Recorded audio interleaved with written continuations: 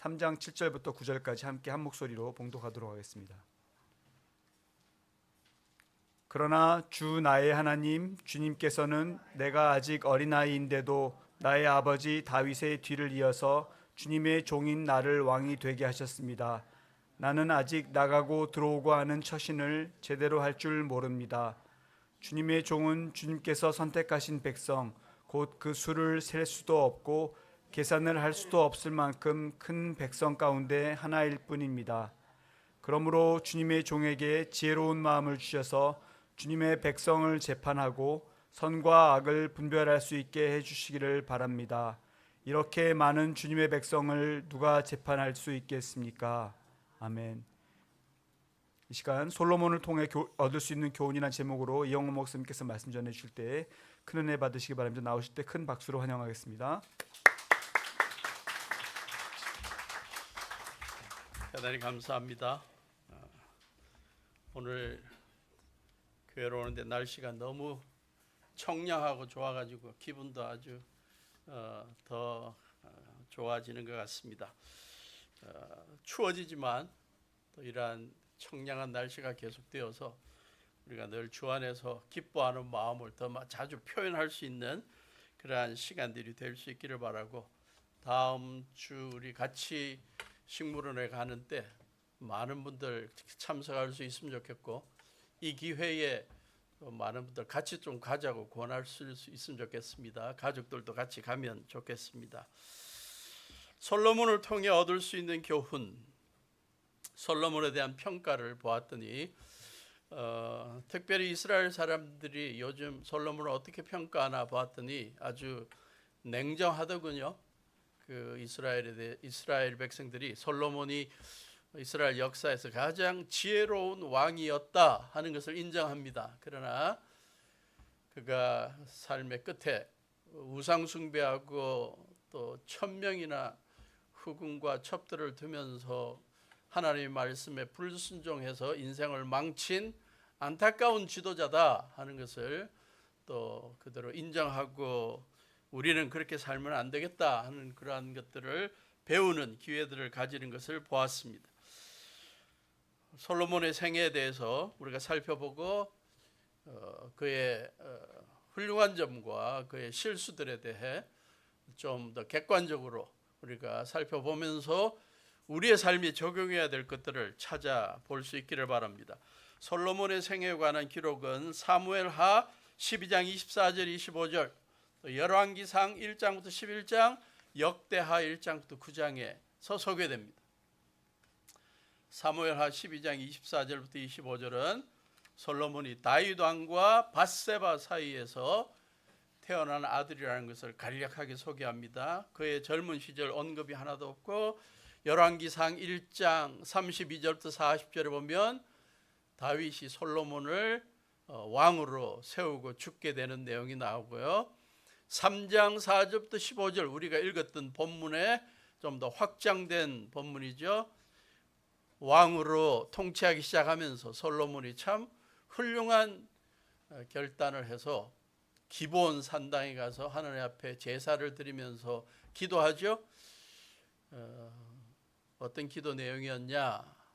자기의 부귀나 또 명예나 또 적들의 멸망에 대한 기도를 한 게 아니라, 하나님, 이 수많은 백성들 내가 공의롭게 이끌고 통치하기 위해서 그들이 시시비비를 가려달라고 나한테 요청을 하면 내가 잘 판단해 줘야 되는데 제가 아버지처럼 다윗 왕처럼 그렇게 지혜가 많지를 않습니다. 저에게 지혜로운 마음을 주십시오. 그래서 하나님께서 너 참 훌륭한 기도했구나. 그래서 지혜로운 마음을 주시고 나머지 부귀나 명예나 또 적들의 멸망 이런 거 다 응답해 줘서 너 좋은 거 다 가져라. 그래서 하나님께서 축복하는 내용이 나오고요. 하나님께서 주신 지혜로 열왕기상 3장 16절부터 28절 보면 그 유명한 솔로몬의 재판이 나오죠.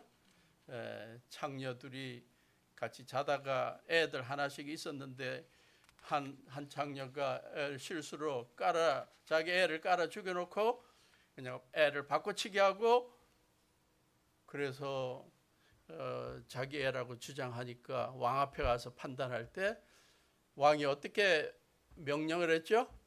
둘 다 자기 애라 그러니 그냥 반으로 나눠서 그냥 가져가게 하자 그랬더니 진짜 엄마는 살려만 줘라고 그 여자에게 그냥 줘라고 살려만 줘라고.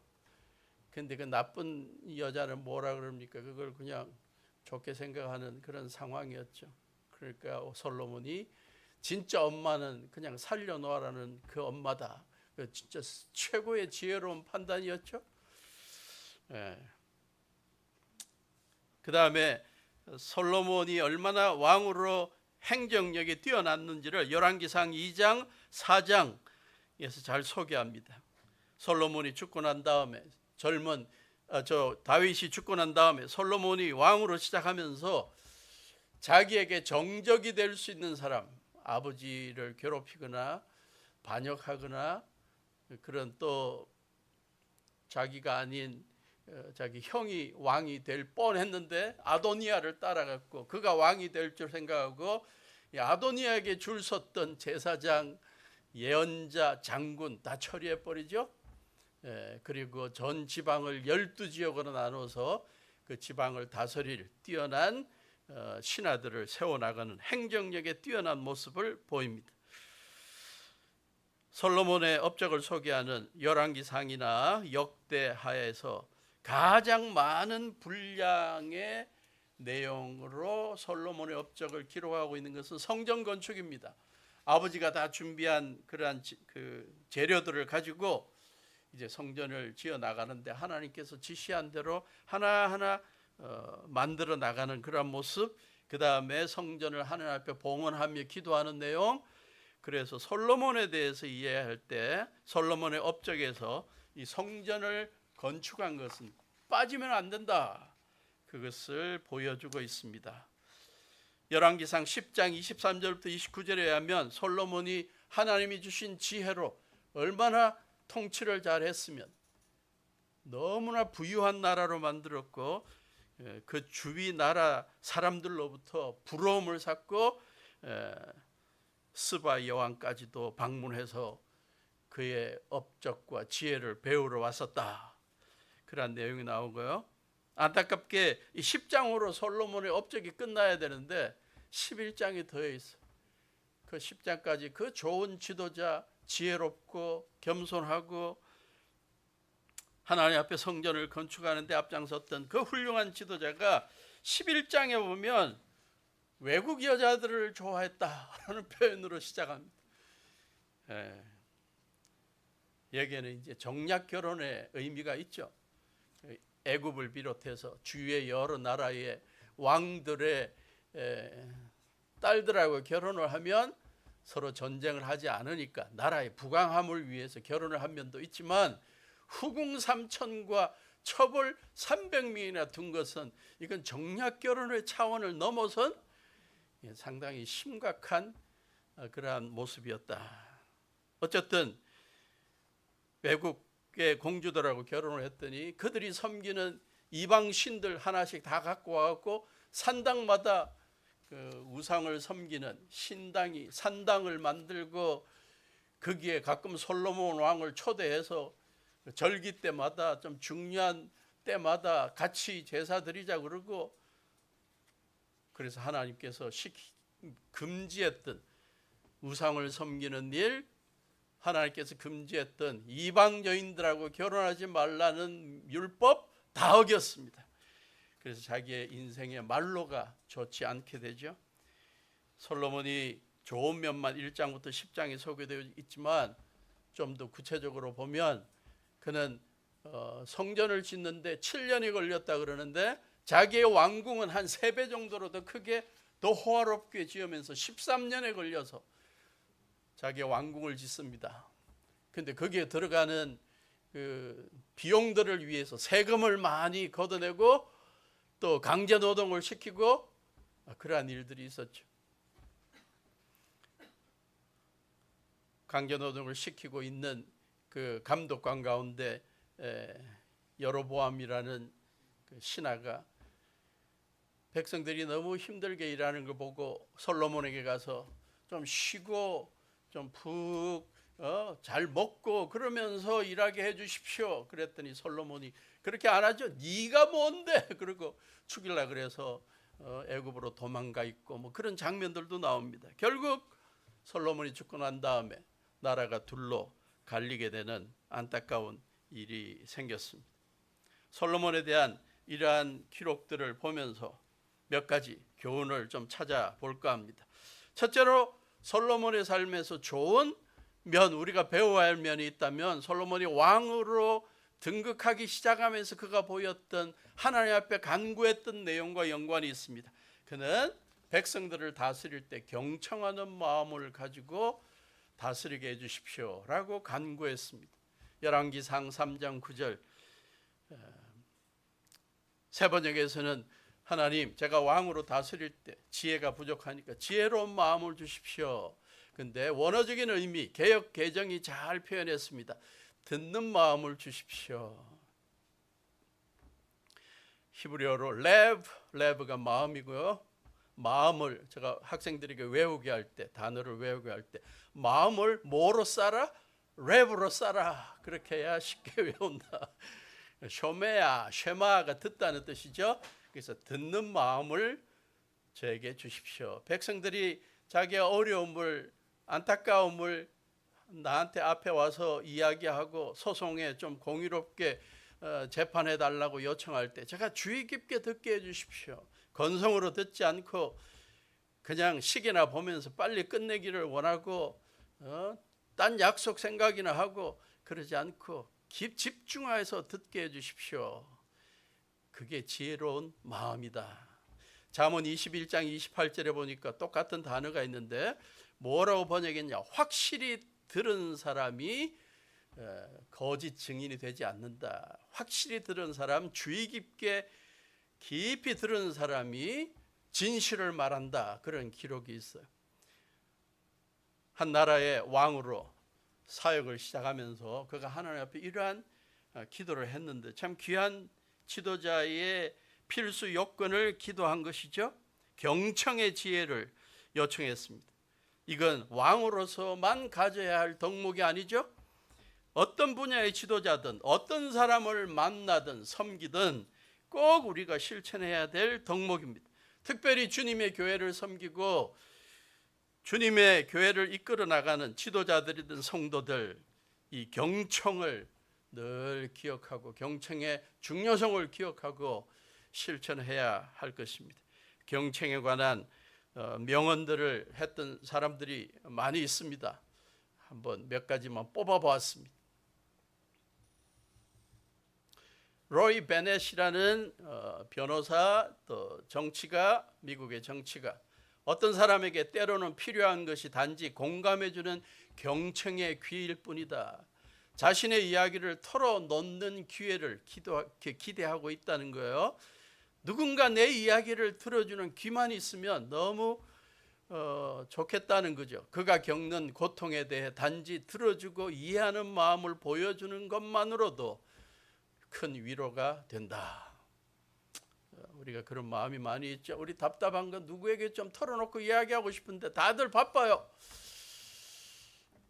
그래서 이야기할 기회가 없어서 막 가슴이 막 답답해지는 경우가 많죠.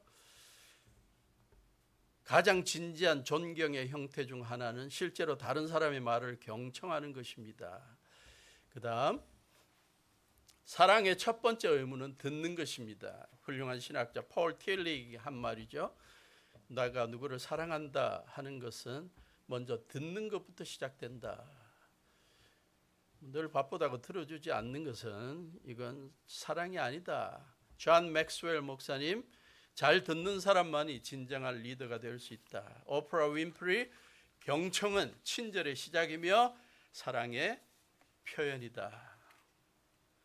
그 다음 보네포 목사님의 이 말이 그냥 가슴에 찔렸습니다. 같이 읽습니다. 시작. 많은 사람들이 들어줄 귀를 찾고 있습니다. 그들은 그리스도인 중에서 찾지 못하는데 왜냐하면 이 그리스도인들은 들어야 할 때 말하고 있기 때문입니다. 저와 여러분들이 찔리는 게 아닌지 모르겠어요. 사람들은 교회 올 때 사람들은 우리들을 찾을 때 뭔가 좀 자기 이야기를 하고 내 이야기를 들어줄 사람 찾기 위해서 오는데, 만나면 그냥 말만 하고 끝나버린다. 자기 말만 하고 가버리더라. 그리스도인들이 그러더라. 참 아픈 현실이라는 것이죠. 저와 여러분들은 이 솔로몬이 하나님 앞에 기도했던, 하나님, 제가 백성들을 다스릴 때 들을 수 있는 경청하는 마음을 주셔서 그 지혜로 백성을 잘 분간하게 해주십시오 라고 기도한 이 기도가 우리의 기도 제목으로 계속될 수 있기를 바라고, 사회에서 활동하는 리더로, 교회에서 지도자로, 직장에서, 학교에서 어떤 형태든 우리가 리더십을 발휘할 때 이 지도력을, 이 경청의 지도력을 보일 수 있기를 바랍니다. 좀 말은 이렇게 하지만 제가 많이 찔려요. 사실 목사로서 설교를 하고 말하고 뭐 강의 많이 하고 그러다 보니까 이 말하는 게 주로 주가 되어 가지고 하루 내도록 강의 뭐 하루에 한 8시간 7시간 강의하고 집에 가면 이제 피곤해 가지고 녹초가 되는 경우가 많은데, 하루 내도록 애들이 기다리다가 이제 아빠하고 학교에서 있었던 일들 이야기하려고 그러는데, 저는 이제 좀 쉬는 시간이 필요해요. 그래서 TV 틀어놓고 멍 때리고 있는데 애들이 와갖고 이런저런 이야기하려고 그러면 잠깐 조금 있다가 이야기하자, 나 저거 좀 보고. 그러면 애들이 그 한두 번 지나면 이제 마음을 닫아버리죠. 학교에서 있었던 일 이야기 안 하려고 그러죠. 그때부터 이제 거리가 생기기 시작합니다. 저희 아내의 은사 가운데 하나가 있다면 50분짜리 아니면 1시간 반짜리 TV 드라마를 보면 그걸 쌈박하게 요약하는 은사가 있어요. 한 10분, 5분 만에 그 재밌는 걸 보면 그걸 요약해서 이제 저한테 막 이야기해 주려고 그래요. 그러면 저는 하루 내도록 짓거리다가 그렇게 막 듣기가 싫은 거예요. 그래서 처음에는 이제 그냥 딴 생각하면서 들어주다가 나중에는 자꾸 길어지면 이제 오늘의 드라마를 요약해 주려고 그러면 제가 이야기합니다. 1분 안에 끝내라. 그러면 이제 그 다음부터는 안 하죠. 뭔가 자기를 진정으로 이야기를 하려고 그러는데 이제 시간 보면서 1분 안에 30초 안에 이런 식으로 하면 심각한 거예요. 미국에서 제가 한인교회를 목회하는 동안 주일날 설교를 끝내고 식사를 하라고 우리 권사님들이 음식을 맛있게 준비한 상황에 한 여집사님이 한 10분만 자고 제 이야기를 들어주시겠습니까? 그래서 그러자고. 그래서 제 사무실에 들어가서 이야기를 나누는데 10분이 아니라 한 1시간 반이 되었습니다. 자꾸 식사하라고 전화는 몇 번 오고 근데도 계속 들을 수밖에 없었어요. 구구절절이 너무나 가슴 아픈 이야기예요.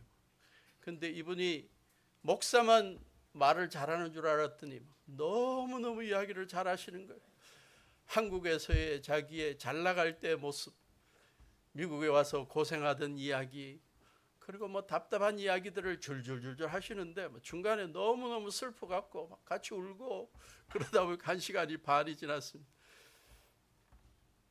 그 1시간의 반의 이야기를 들어줬는데 오랜 세월 동안 그게 그렇게 고마웠나 봐요. 그래서 시시때때로 문자를 보내고 글을 써서 제 삶의 가장 힘든 시절에 들어주신 것에 대해서 감사하다는 표현을 하는 것을 경험합니다. 우리 모두가 우리의 답답함에 대해서 들어줄 경청하는 귀를 찾고 있지만 시시때때로 우리들의 경청하는 귀를 필요로 하는 분들이 계십니다. 그러한 성도들, 그러한 직장 동료들 찾기를 바라고 우리가 우리의 경청하는 귀를 열어주시면 좋겠습니다.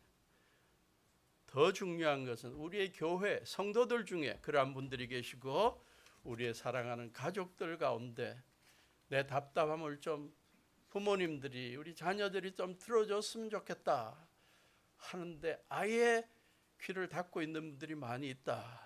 오늘부터 좀 열어주면 좋겠습니다.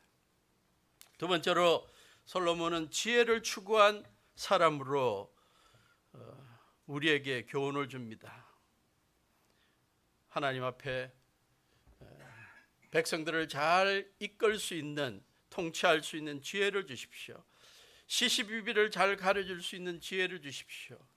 그랬을 때 하나님께서 그에게 얼마나 지혜를 많이 주셨는지 우리는 열왕기상 4장 29절부터 34절에서 발견할 수 있습니다. 열왕기상 4장 29절부터 34절, 하나님께서 솔로몬에게 지혜와 총명과 넓은 마음을 바닷가의 모래알처럼 한없이 많이 주시니 솔로몬의 지혜는 동양의 어느 누구보다도 또 이집트의 어느 누구보다도 더 뛰어났다.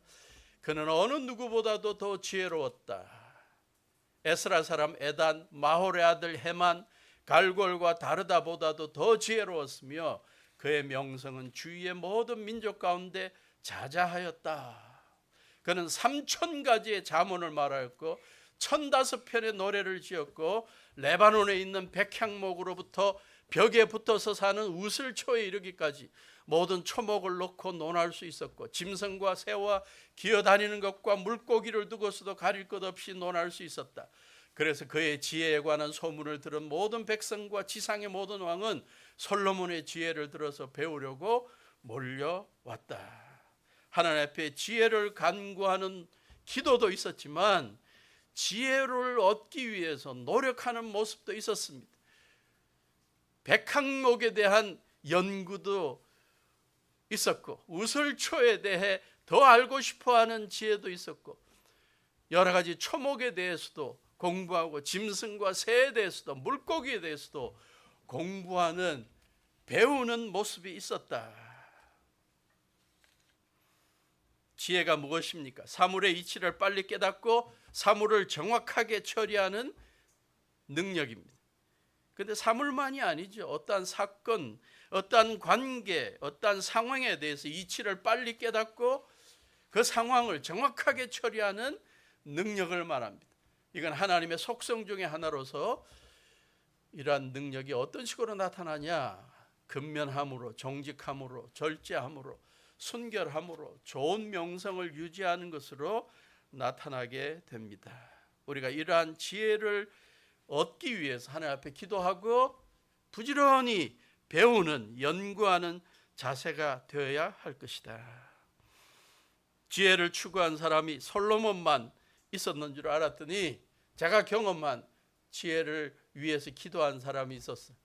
오래전에 중국의 저 동북부 지역에 사평이라는, 스핑이라는 지역에 제가 갔을 때 한 교회를 방문했더니 거기에 여러 성도님들이 반갑게 맞이해 줬고 뭐 이런저런 이야기를 하고 끝에 통역하던 목사님이 멀리서 오셨는데 좀 안수 기도를 합시다. 그래서 안수 기도 받을 사람 나오라 그랬더니 다 나와가지고 줄을 서 있었어요. 너무 많다라는 생각을 했는데 하여튼 기도를 다 해야 되겠다. 그래서 이분 저분 기도 제목을 듣고, 그런데 7살인가 8살인가 되는 초등학교 한 1, 2학년으로 보이는 아이가 줄을 서 있어. 너 무슨 기도가 필요하냐? 그랬더니 그 아이가 한 말이 아직도 기억납니다. 저는 어린데 지혜가 필요합니다. 제가 지혜롭게 자라가도록 기도해 주십시오. 7살짜리가 지혜를 위해서 기도하는 게 너무 기특하더라고요. 그래서 막 지그시 눌러갖고 막 기도를 해줬습니다. 근데 조금 있다가 그 기도 줄이 다 끝났다라고 생각했는데 맨 끝에 보니까 그 아이가 또 서 있어. 한 바퀴 돌고 또 선 거예요. 또 기도 받고 싶은 게 있었어. 너 왜 또 왔냐 그랬더니 기도 제목이 하나 더 있대. 뭔데 그랬더니 제가 친구들보다 너무 왜소합니다. 기도 자꾸 왜소합니다. 잘 자라도록 기도해 주십시오. 지혜를 위한 기도입니다. 우리의 지혜로운 삶을 위해 하나님 앞에 기도하는 것도 필요하고, 잠언 1장 7절에 의하면 솔로몬은 지혜를 얻는, 우리가 지혜롭게 되는 길을 알았습니다. 그리고 그래서 그가 여호와를 경외하는 것이 지혜의 근본이다, 시작이다 라고 표현하죠. 하나님을 잘 섬기고 하나님의 말씀 따라 순종하고 그분을 존경하고 살아가는 삶에서 우리는 지혜를 얻게 되고, 또 1절부터 잠언 1장 1절부터 4절을 보면 그가 잠언을 통해서 이스라엘의 젊은이들에게 가르치고 있습니다. 내가 하나님의 지혜를 배워서 얻어서 내가 젊은이들에게 잠언을 만들었다. 이 잠언은 지혜와 훈계를 알게 하며 명철의 말씀을 깨닫게 하고 정의와 공평과 정직을 지혜롭게 실행하도록 훈계를 받게 하고 어수룩한 사람을 슬기롭게 해주고 젊은이들에게 지식과 분별력을 갖게 하여 주는 것이다. 지혜 있는 사람은 이 잠언의 가르침을 듣고 학식을 더할 것이고 명철한 사람은 지혜를 더 얻게 된다.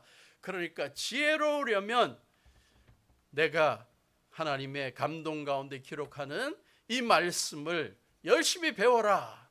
요즘 말로 말하면 하나님의 성령의 감동으로 기록된 하나님의 말씀을 열심히 배우고 실천해 나가라. 그러면 지혜로워진다. 그리고 여호와의 말씀 따라 순종하고 살며 주님을 경외해라. 그것이 지식의 근본이고 어리석은 사람이 지혜와 훈계를 얻게 된다. 그렇게 가르치고 있습니다. 그리고 전도서에 의하면 이 왕이 된 솔로몬이 왕으로서도 할 일이 많은데 더 지혜롭기 위해서 얼마나 연구하고 배우는 일에 열심히 했는지를 보여줍니다. 하늘 아래에서 되어지는 온갖 일을 살펴서 알아내려고 지혜를 짜내고 심혈을 기울였다. 괴로울 정도로 열심히 했다. 하나님은 왜 사람을 이런 수고로운 일에다 얽매여 꼼짝도 못하게 하시는 것인가? 나는 장담하였다. 나는 지혜를 많이 쌓았다. 이전에 예루살렘에서 다스리던 어느 누구도 지혜에 있어서는 나를 뛰어넘지 못할 것이다.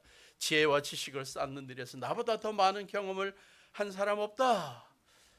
나는 또 무엇이 슬기롭고 똑똑한 것인지, 무엇이 얼빠지고 어리석은 것인지를 구별하려고 심혈을 기울였다. 어떤 면으로 이 노력이 바람을 잡으려는 것과 같은 일임을 뒤늦게 깨달았지만 나는 평생 연구하며 배우며 살았다. 지혜롭기 위해 우리가 최선을 다하는 노력을 기울여야 할 것입니다. 세 번째, 솔로몬으로부터 배울 수 있는 또 하나, 다윗에게서도 우리가 배웠지만 솔로몬은 예루살렘 성전을 건축하기 위해 헌신한 사람입니다. 5장부터 9장에서 솔로몬이 얼마나 하나님이 명령하신 데 따라 성전을 건축하게 했는지 보여주고 있습니다. 자세하게 언급합니다. 다윗이든 솔로몬이든 성전 건축에 최선을 다하고 헌신했던 이유가 있습니다.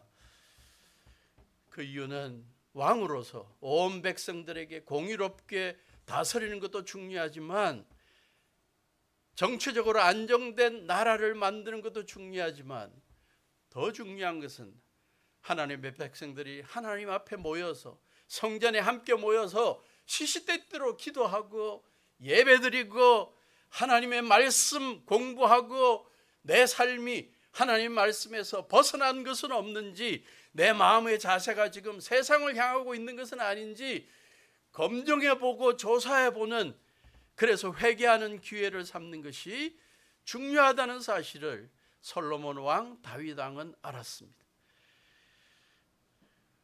그래서 이스라엘 백성을 예배 공동체로 세우기 위해 노력했고, 성전을 통해서 하나님의 임재를 백성들이 늘 느끼게 만들기를 원했고, 찬양과 기도가 성전을 중심으로 끊이지 않게 되기를 원했고, 하나님의 말씀 가르치는 일이 성전에서 계속되기를 바라는 환상이 있었습니다. 그 환상이 사실은 솔로몬의 성전 봉헌 기도에서 드러나고 있죠. 열왕기상 8장 56절부터 61절 같이 읽어봅시다. 시작. 주님께서 말씀하신 대로 그의 백성 이스라엘에게 안식을 주셨으며 그의 종 모세를 시켜서 하신 선한 말씀을 한마디도 빠뜨리지 아니하시고 다 이루어 주셨으니 주님은 찬양을 받으실 분입니다. 주 우리 하나님께서 우리의 조상과 함께 계시던 것과 같이 우리와도 함께 계시기를 바랍니다. 주님께서 우리를 버리지도 마시고 포기하지도 마시기를 바랍니다. 우리의 마음을 주님께 기울이게 하셔서 주님께서 지시하신 그 길을 걷게 하시며 주님께서 우리 조상에게 내리신 계명과 법도와 율례를 지키게 하여 주시기를 바랍니다. 오늘 주님 앞에 드린 이 간구와 기도를 주 우리 하나님께서 낮이나 밤이나 늘 기억해 주시기를 바랍니다. 하나님께서 주님의 종과 주님의 백성 이스라엘에게 날마다 그 형편에 맞게 자비를 베풀어 주시기를 바랍니다. 그렇게 해서 세상의 모든 백성이 주님만이 하나님이시고 다른 신은 없다는 것을 알게 되기를 바랍니다. 그러므로 그의 백성인 여러분도 주 우리의 하나님과 한 마음이 되어서 오늘과 같이 주님의 법도대로 걸으며 주님의 계명을 지키기를 바랍니다. 성전 봉헌 예배에서 기도하면서 나타난 이 솔로몬의 간구, 우리 성도님들의 간구가 될 수 있기를 바랍니다.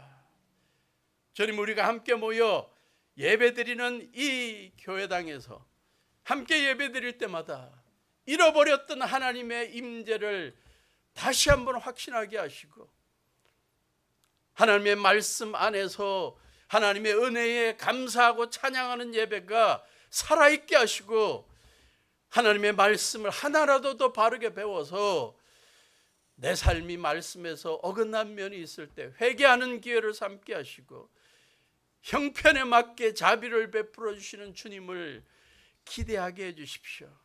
그래서 우리의 이 예배당에서 이루어지는 이 예배를 통해서 주위의 많은 사람들이 저 예배 드리는 저 교회 성도들 보니 하나님 살아계시구나, 다른 신은 없구나 라고 고백하는 일이 있게 해주십시오.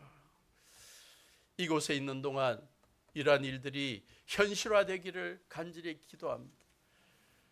더 간절한 기도는 우리가 반포로 다시 돌아가서 새롭게 반포 지역에서 함께 예배드리고 신앙생활할 때 이러한 솔로몬의 기도가 현실화되는 역사가 일어날 수 있기를 간절히 기도합니다.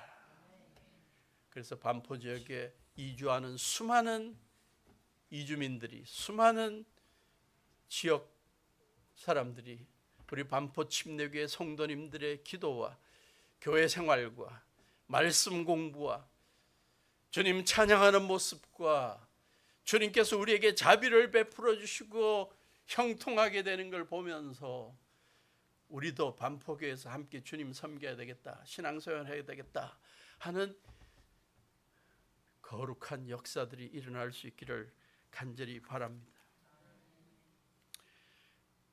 네 번째로 솔로몬을 통해서 배워야 될 교훈이 있습니다. 그는 시작은 좋았으나 끝이 안 좋았던 사람이다. 참 안타깝죠? 이 훌륭한 솔로몬 왕이, 지혜로운 왕이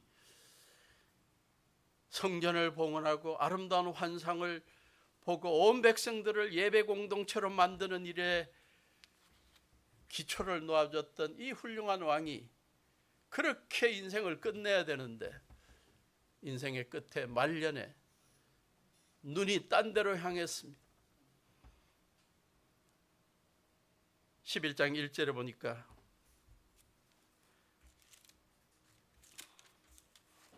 솔로몬 왕은 외국 여자들을 좋아하였다. 저는 자꾸 이 말이 걸려요. 그냥 여자를 좋아한 것만도 아니고 외국 여자들을 좋아하였다.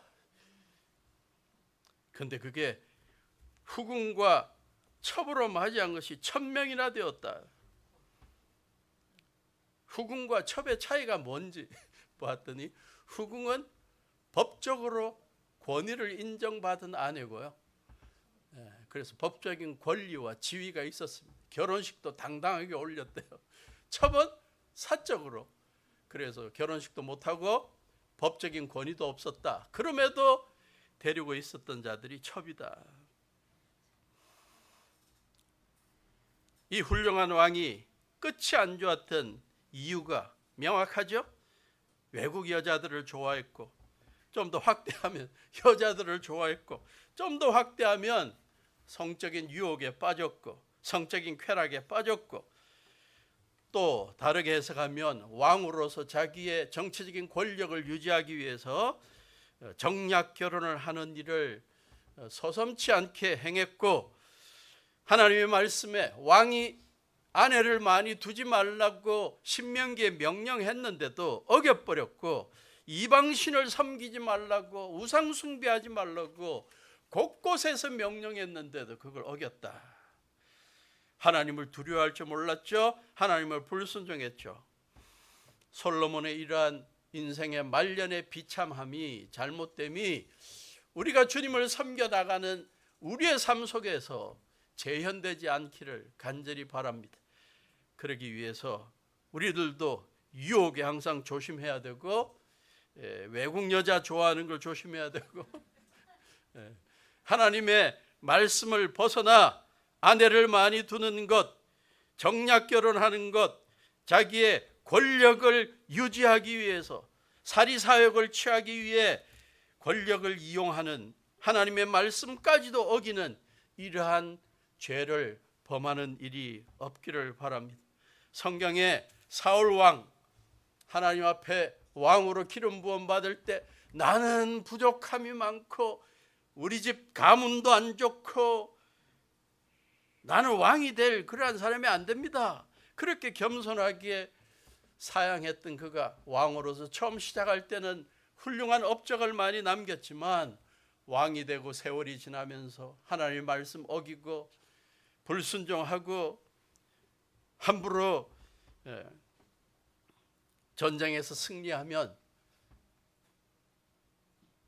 이방의 왕부터 모든 백성들, 가축들까지도 다 죽이라고 했는데 살려놓고 그러한 어리석은 일을 보였죠. 끝이 안 좋은 왕 사울 왕, 또 요아스라는 왕이 있습니다. 열왕기하 11장, 역대하 22장. 그는 7살에 왕이 되었습니다. 어릴 때 7살에 왕이 되었어요. 그러나 대제사장 여호야다라는 지혜로운 제사장의 인도함 가운데 정치를 잘 했는데, 결국 여호야다가 죽고 우상 숭배하고 선지자들도 죽여나가면서 인생이 비참하게 됩니다. 역사를 보니까 나폴레옹, 히틀러, 스탈린,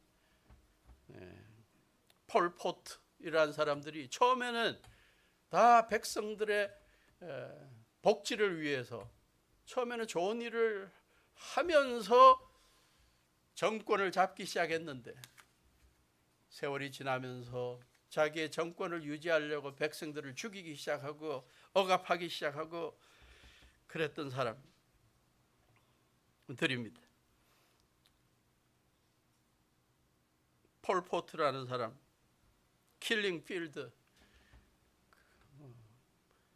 배우지 않은 농부들, 가난하고 학식 없는 사람들을 통해서 정권을 유지하려고 배운 자들,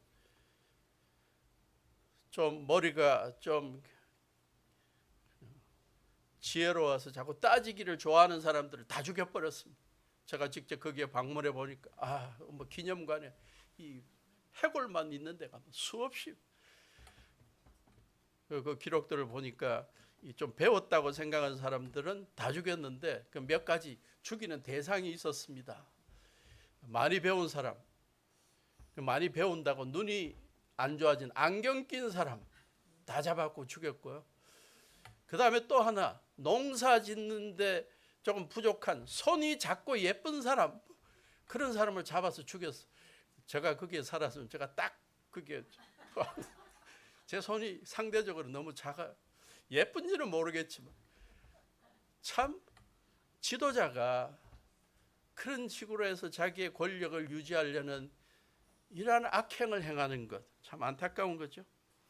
우리가 주님을 섬겨 나가고 사회에 기여하면서 한결같이 정의롭고 한결같이 은혜롭고 사랑이 많고 한결같이 하나님의 뜻을 이루어 나가는 자로 시작도 좋고 끝도 좋은 사람으로 살아갈 수 있기를 바랍니다.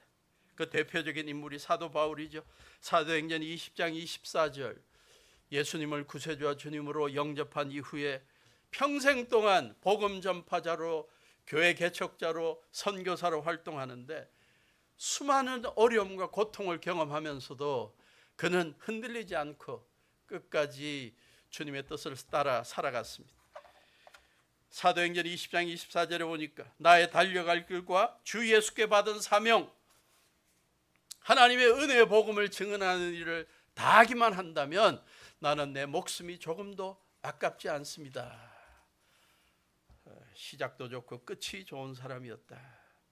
또 한 분이 있습니다. 우리 주 예수님입니다. 하나님의 아들 되신 위대한 예수님께서 이 세상에 온 죄인들을 구원하기 위해 십자가를 지시기 위해 이 땅에 오시고 십자가에서 희생적인 죽음을 당하면서까지 하나님 아버지께서 맡긴 사명을 감당하시는데 흔들림이 없었다. 그래서 사도 바울은 이렇게 고백합니다. 여러분 안에 이 마음을 품으십시오. 그것은 곧 그리스도 예수의 마음이기도 합니다. 그는 하나님의 모습을 지니셨으나 하나님과 동등함을 당연하게 생각하지 않으시고 오히려 자기를 비워서 종의 모습을 취하시고 사람과 같이 되셨습니다. 그는 사람의 모양으로 나타나셔서 자기를 낮추시고 죽기까지 순종하셨으니 그 십자가에 죽기까지 하셨습니다. 하나님 아버지의 뜻을, 사명을 이루기 위해 죽음까지도 불사하며 끝까지 변함없이 믿음과 순종의 길을 걸어가신 우리 주님의 모습, 그 결과로 우리들을 구원해 주신 이 귀한 주님의 아름다운 순종의 모습, 우리가 주님 섬겨나가면서 우리들도 지켜나갈 수 있기를 바랍니다. 환경에 상관없이, 인간관계의 어려움에 상관없이, 물질의 유무에 상관없이, 날씨에 상관없이, 변함없이 주님 부르실 때까지 주님 섬기는 아름다운 믿음의 모습을 지켜나가는 우리 모두가 될 수 있기를 주님의 이름으로 축원합니다. 기도하시겠습니다. 하나님, 솔로몬을 통해서 우리가 삶의 교훈, 신앙의 교훈을 생각해 보았습니다. 이 말씀들이 늘 기억나게 하시고 우리의 삶이 이전보다 더욱더 주님 바라보고 또 주님 안에서 주님의 뜻을 이루어 나가는 일에 변함없는 자들로 주님께 영광 돌리는 주의 사람들로 쓰임받게 해 주시옵소서. 우리 개인뿐만 아니라 우리 교회도 그러한 교회로 계속 쓰임받게 해 주시옵소서. 예수님의 이름으로 기도하옵나이다. 아멘. 일어서셔서 찬송하시겠습니다.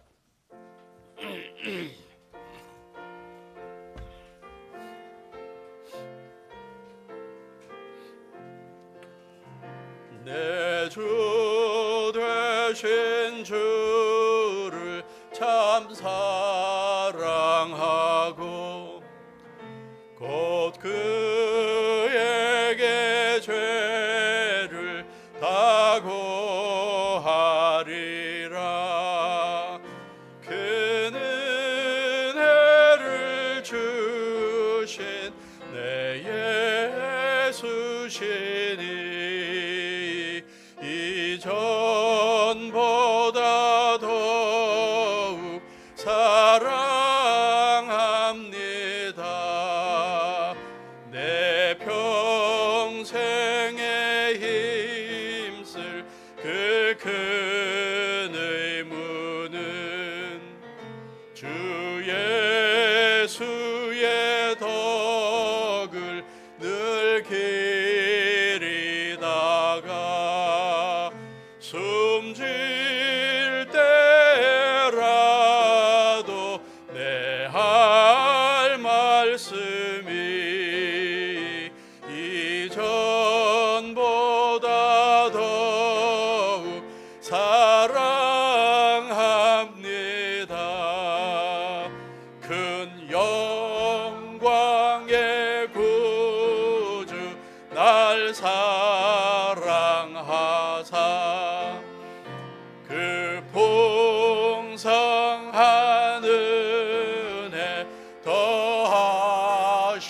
더하시리니 금멸유관 쓰고 늘 찬송할 말 이전보다 더욱 사랑합니다.